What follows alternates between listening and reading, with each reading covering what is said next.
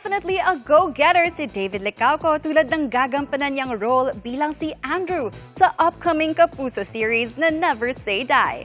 At kung failure ang pag-uusapan lalo na sa proseso ng pagkamit ng goals, hindi raw natatakot si David. Makichika kay Nelson Canlas.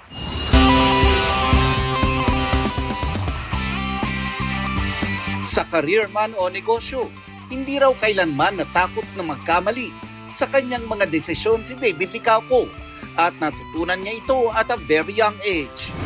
Growing up, marami rin akong failures. Hindi ako nakuha sa basketball team when I was grade 5. Hindi pa ako ganun kagaling eh. So, the following days and months, nag-practice ako ng practice mag-basketball. And then the following year, first 5 na ako sa team. Fueled by failure, ika nga, dahil dumaan na raw siya sa matitinding pagsubok throughout the years. I try my best to be the best at everything, you know. So hindi ka takot sa failures? No, not really, because for me, it excites me. Kasi if you fail, matututo ka eh. 'Di ba? Kapag natuto ka, hindi ka na magkakamali sa next. Maybe hindi mo siya perfect, pero you're one step closer to being good. 'Di ba? So, failure talaga nagsisimula, in my opinion. At tila there's no stopping David sa pagtupad ng kanyang mga pangarap. Kabilang narito ang ilang luxury villa na ipapagawa niya sa Siargao.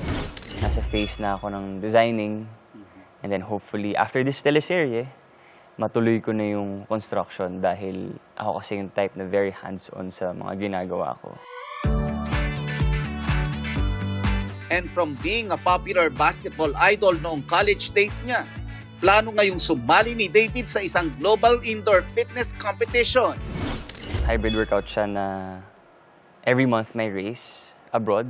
So, yung pupuntahan ko actually sa Feb 28 sa Taiwan.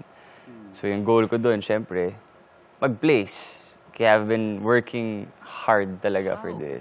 Kung nasa taping ako, nag-workout ako bago pumunta ng taping and before dinner. Parang dami nagsasabi sa atin na, oh, wala akong oras, wala akong time. But actually, if you really want something, you would make a way for you to get that something.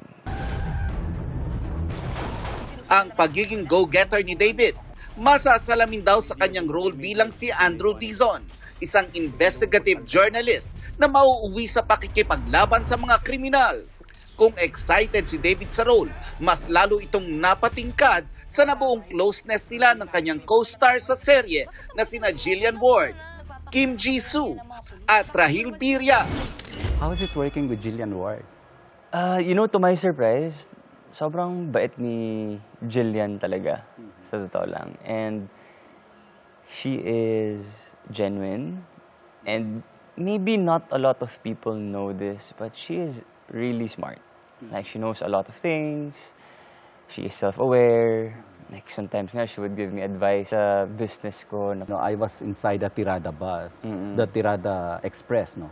And nakita ko yung dynamics ninyo nila, Kim Jisoo, of course, ni Jillian, Yes, si Rahil nandun. Yes. Nabuo yung barkadahan nyo, no? Oo, nabuo talaga. I love them. Sa totoo lang. Si Jisoo, Unexpected ito. Kasi, oo nga, di ako ba? rin, hindi ko rin expect na mag-click kami. Like si Jisoo, syempre, Korean idol. Nagulat ako na same kami ng humor. Si Rahil naman is, I think he's a guy who has dreams. And gustong-gusto niyang matuto. Nelson Canlas, updated sa Showbiz Happening.